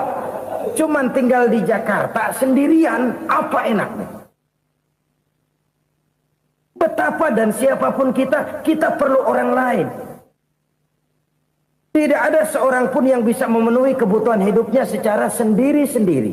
Nah, Islam telah menyelamatkan manusia dari ras diskriminasi. Mengikat manusia dengan persaudaraan yang berlandaskan kepada akidah. Karena itu dianjurkan bersilaturahmi. Bahkan Nabi menyatakan, man arada ayyubsata lahu fi rizqihi wa yunsa'a fi atharihi falyasil rahimah. Siapa yang kepengen diluaskan rezekinya dan dipanjangkan usianya, banyaklah ia bersilaturahmi. Siapa yang kepengen dimudahkan rezekinya, hendaknya ia banyak bersilaturahmi. Kalau banyak teman, kesulitan kan paling tidak ada tempat cerita. Udah susah, sendirian kita pikirin diri, nggak ada tempat tukar pikiran. Cepet banget sama bengek. Dilawan sendiri. Nah, secara makro kita bisa berkata, tidak mungkin ada kemenangan kalau tidak ada kekuatan. Tidak ada kekuatan kalau tidak ada kesatuan dan persatuan. Tidak mungkin ada kesatuan dan persatuan tanpa semangat silaturahmi. Kalau umat Islam mau menang, dia harus kuat. Kalau umat Islam mau kuat, dia harus bersatu. Kalau umat Islam mau bersatu, dia harus membudayakan silaturahmi ini. Bahkan sampai-sampai kata Nabi, kalau bisa cari nilai tambah. Apa? Silman qata'ak. Bersilaturahmilah kau kepada orang yang marah denganmu. Masya Allah, indahnya ajaran agama kita. Orang yang marah pun kepada kita, kata Nabi, kalau bisa bersilaturahmilah kepadanya, kepada orang yang marah itu. Di situ nilai tambah. Cuman jujur nih hadis, ngucapinnya gampang, ngamalinnya yang berat banget. Orang marah sama kita disuruh silaturahmi, ada apa malu? Lu marah, ada gue marahan lagi, gue pikirin. Saudara-saudara kaum muslimin rahimakumullah. Tapi ini yang diajarkan, bahkan ini yang dicontohkan oleh baginda Rasul. Bagaimana begitu mudah? Misalnya satu saat Abu Jahal ini ngatur strategi bagaimana bikin Muhammad celaka. Dia gali lubang di depan tempat tidurnya. Dia tutupin daun korma. Terus dia panggil seseorang, ke sini. Kasih tahu Muhammad, pamannya sakit keras, minta ditengokin. Berangkat orang ini ke sana. Muhammad, labbaik. Pamanmu sakit keras, dia minta ditengokin. Baik, saya akan datang menjenguk beliau. Berangkatlah Nabi ke rumah Abu Jahal tanpa prasangka apapun. Abu Jahal udah pasang selimut, 3 rangkap setengah dia pakai. Persis kayak orang meriang. Tapi sembari ngintip dari balik selimut. Begitu Muhammad buka pintu, nah masuk perangkap nih. Muhammad jalan menuju tempat pembaringan. Makin lama makin dekat, makin lama makin dekat. Makin dekat ke lubang yang dipasang oleh Abu Jahal itu. Dalam hati Abu Jahal, terus dah jatuh, mampus dah lo ini. Mampus lo hari ini nih. Apa yang terjadi? Malaikat Jibril datang. Muhammad, pamanmu cuma pura-pura sakit. Di depan tempat tidurnya ada lubang perangkap supaya kamu jatuh ke situ. Sudah, kamu pulang. Balik kanan Nabi. Sudah hampir jatuh ke lubang, balik kanan, pulang. Bayangin kecewanya Abu Jahal. Muhammad dikit lagi, Muhammad dikit lagi. Enggak paman, saya pulang aja. Emosi bangun dari tempat tidur, enggak sadar kalau lagi pura-pura sakit. Lompat ngejar Nabi, dia lupa dengan lubang yang dia gali. Serak, nyemplung sendiri ke dalam lubang.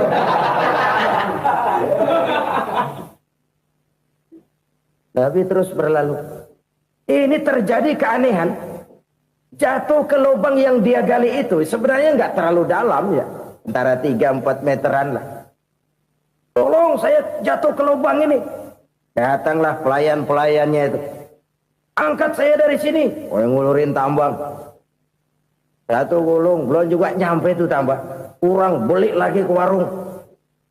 Lambung, ulur lagi, nggak juga bisa sampai. Wah, ini kerjaan Muhammad ini. Tolong, siapa salah seorang kamu ke rumah Muhammad, kasih tahu encangnya kecebur. Minta ditolongin. Sampaikan kepada Rasul.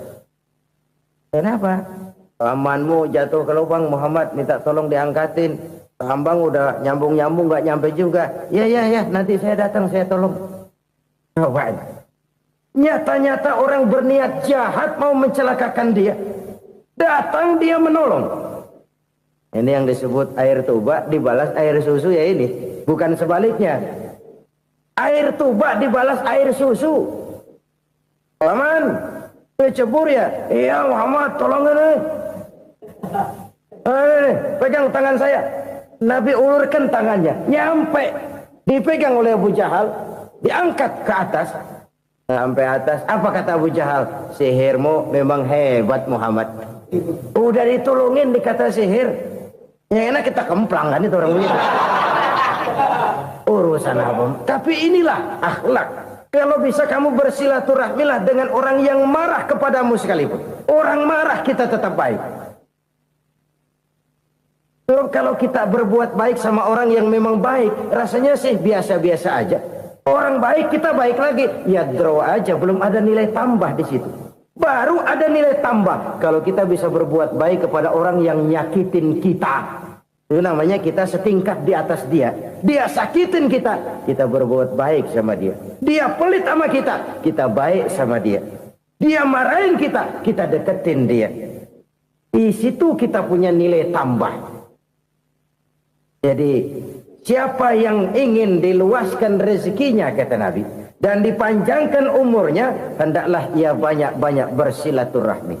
Sederhana sebenarnya silaturahmi, tapi silaturahmi membangkitkan semangat kesatuan dan persatuan.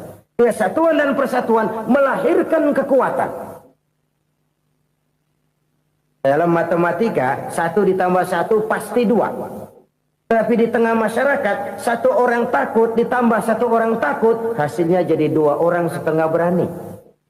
Kenapa setengah berani? Karena udah berdua. Tadi pan takut sendirian. Kalau dia kumpul turu-turu takutlah jadi berani. Kita yang lemah, kita yang tidak berdaya, kita yang miskin, kalau mau kompak bersatu, apa yang nggak bisa kita kerjain? Apalagi tinggal di kota besar, pilihan cuma 2. Bertahan atau minggir. Bertahan atau minggir. Untuk bisa bertahan harus mampu bersaing. Untuk mampu bersaing harus punya keahlian. Keahlian harus ditunjang dengan pendidikan. Ditambah oleh kekompakan sebagai umat. Udah miskin mencar mulu, orang injak kita. Orang nggak pandang urusan apa malu. Oleh karena itu silaturahmi pada hakikatnya merupakan ruh dari ukhuwah yang diajarkan oleh agama kita.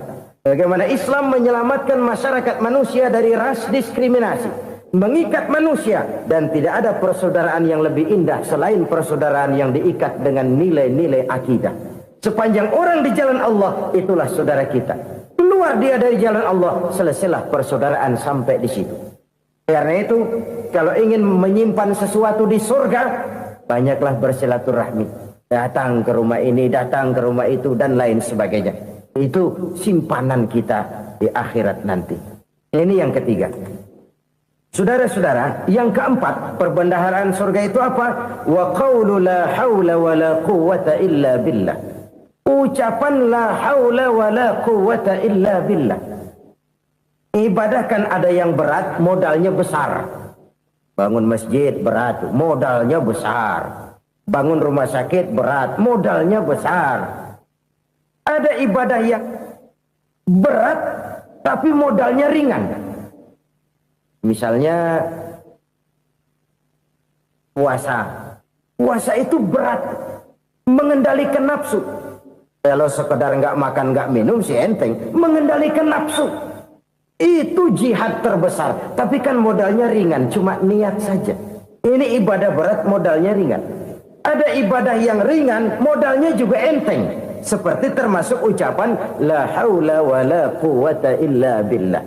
Tanpa sadar, la haula wa la quwwata illa billah. Nyelengin tuh di surga. Nyelengin, kita nggak terasa. Nyelengin simpenan akhirat. La haula wa la quwwata illa billah. Nyimpen lagi. Kaget, la haula wa la quwwata illa billah, nyimpan lagi, banyak simpenan.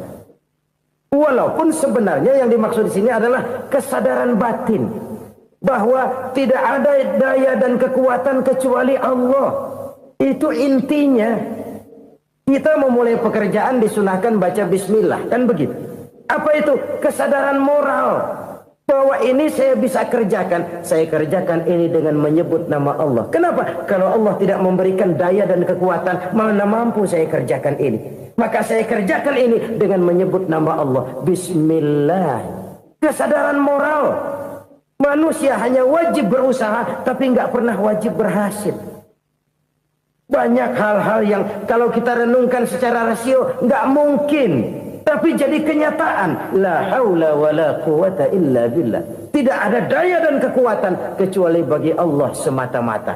Kesadaran moral akan kelemahan dan keterbatasan makhluk bernama manusia.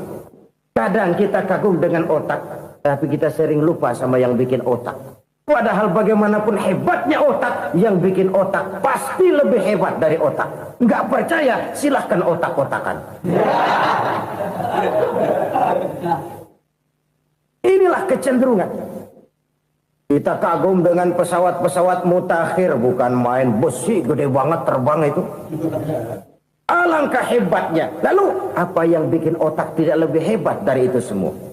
Kita puji laut. Apa yang bikin laut tidak lebih hebat dari laut itu? La haula wa la quwwata illa billah. Tidak ada daya dan kekuatan kecuali Allah. Apa yang bisa kita lakukan kalau tidak karena daya dan kemampuan yang diberikan oleh Allah kepada kita?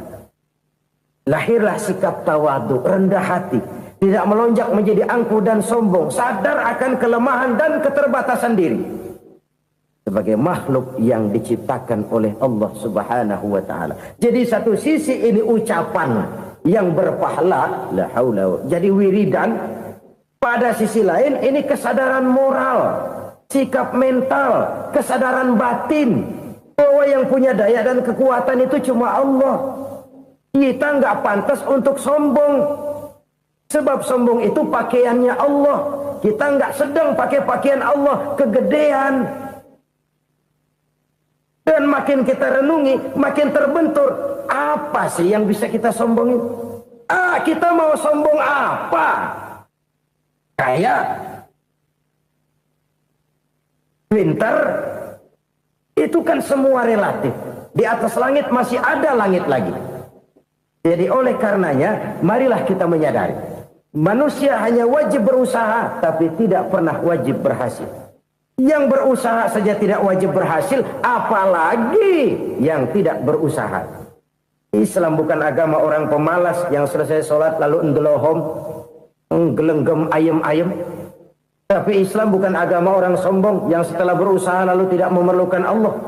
Kita bisa saja bikin proyeksi, tahun sekian kita bakal panen besar menurut perhitungan otak. Tapi ada kejadian lain. Apa? Tikus ngambek. Habis itu dimakanin tikus, panen gagal. Proyeksi rasional gagal oleh tikus-tikus yang ngambek itu. Bisa saja terjadi. Tahun depan kita panen besar, urung. Kenapa? Musim panas panjang. Dan sekarang ini koran-koran bikin berita musim mengalami penyelewengan. Bukan cuma manusia yang nyeleweng sekarang.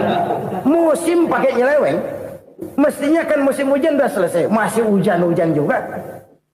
Musim.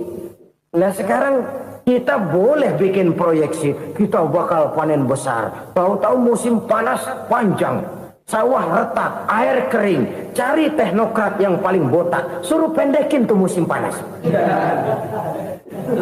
La haula wa la quwata illa billah. Inilah kesadaran moral.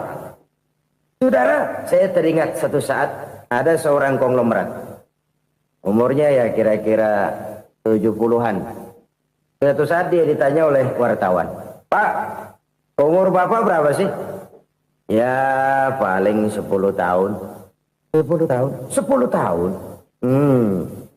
Anak Bapak berapa orang? Satu saja? Satu. Harta Bapak berapa? Ya paling-paling bangsa 7 juta kali. 7 juta? Iya. Pak, kenapa Bapak bohongi saya? Bapak punya buku biografi. Koran-koran, majalah-majalah banyak memuat cerita riwayat hidup Bapak. Saya tahu umur Bapak 70. Kenapa bilang cuma 7 tahun? Saya tahu anak Bapak 8. Kenapa cuma bilang 1? Saya tahu harta Bapak miliaran, mungkin triliunan. Pabrik di mana-mana, bank di mana-mana. Kenapa bilang uang Bapak cuma 7 juta? Nah, kata si konglomerat tadi, kamu benar nak, kamu benar. Umur saya kalau jumlahnya memang 70 nak. Cuman ingat-ingat saya, baru 7 tahun terakhir ini saya sujud. Baru 7 tahun terakhir ini saya berusaha dekat dengan Allah. Saya laksanakan perintahnya, saya jauhi larangannya. 7 tahun inilah rasanya yang ada nilainya di hadapan Allah. Yang 63 tahun matong, kelabu, kelem umur gue. Habis untuk maksiat, untuk munkarat. Maka ketika ditanya tadi, umur saya 7 tahun itu. Oh begitu Pak. Oh iya. Lalu anak Pak. Anak Bapak kan 8. Kenapa bilang cuma 1? Nah, kalau jumlah hitungannya memang anak saya 8. Tapi dari 8 orang ini rasanya cuma 1 nih yang bakal jadi buah hati, belahan jantung, pelanjut cerita, penerus sejarah, bakal jadi anak soleh yang akan mendoakan saya.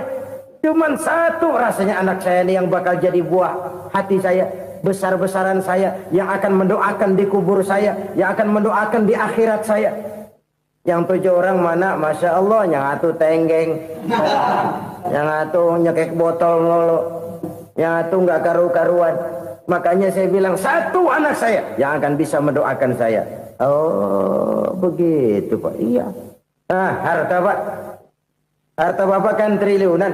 Pabrik Bapak di mana-mana. Uang Bapak hampir di tiap bank-bank besar. Kenapa bilang cuma 7 juta? Betul kau nak. Harta saya kalau jumlahnya memang miliaran, triliunan mungkin.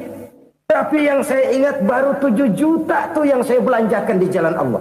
Saya nyumbang masjid, saya santuni yatim piatu, saya bantu pembangunan pesantren, saya bantu pembangunan rumah sakit Islam. Itu yang akan saya bawa pulang ke akhirat, yang 7 juta itu. Yang triliunan itu nanti akan diperebutkan oleh anak-anak saya sebagai waris saya. Jadi harta saya 7 juta itu yang bakal nemenin saya di akhirat, yang akan saya bawa pulang jadi teman saya. Saudara-saudara kaum muslimin, jangan-jangan orang tua itu adalah kita-kita ini. Jangan-jangan kita-kita ini adalah orang tua itu. Jangan-jangan itu potret dari diri kita masing-masing. Dari sekian umur yang diberikan Allah, berapa tahun yang ada nilainya di hadapan Allah? Dari sekian anak-anak yang merupakan amanah, berapa yang akan mendoakan kita sebagai orang tuanya menjadi anak soleh? Dari sekian banyak harta yang diberikan Allah, berapa yang akan kita bawa pulang menghadapnya nanti, yang kita belanjakan di jalan Allah? Ini sebuah potret kehidupan. Karena itu kita kembali kepada la haula wa la quwata illa billah. Kita wajib berusaha, kita wajib berikhtiar. Selebihnya segala daya dan kekuatan hanya milik Allah saja semata-mata. Satu kesadaran batin dari setiap pribadi muslim. Setelah ia berusaha dan berikhtiar, ia menyerahkannya kepada Allah Subhanahu wa ta'ala. Jadi satu sisi ini merupakan wiridan ucapan yang mengandung pahala. Pada sisi lain ini merupakan sikap batin dari seorang muslim di dalam ia menghadapi realitas kehidupan ini. Saudara-saudara kaum muslimin rahimakumullah. Kalau ini kita jadikan satu basis kehidupan, maka ini akan menyelamatkan manusia dari kemungkinan tergelincir menjadi orang yang lupa diri dan lupa darat. Sebab itu Imamul Ghazali berpesan, jadidis safinah fa innal bahra amiq wa khuziz zad fa inna safara ba'id wa khaffifil hamla fa innal hamla sadid. Perbarui selalu kapalmu karena lautan sangat dalam. Bawa bekal yang banyak karena perjalanan ini sangat jauh. Ringankan beban karena kebanyakan beban akan menyakitkan. Alangkah indah kalimat ini, alangkah dalam makna yang terkandung di sana. Perbarui selalu kapalmu karena lautan sangat dalam. Apa artinya ini? Jaga mentalmu baik-baik. Pelihara imanmu baik-baik karena hidup penuh cobaan seperti lautan.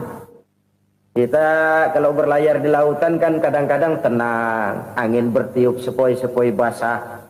Jika malam datang bintang gemintang bertabur menghias cakrawala, rembulan memantulkan sinarnya dengan indah. Dalam keadaan begitu berlayar enak. Tapi lain saat ombak menggunung, halilintar menyambar, angin topan bertiup.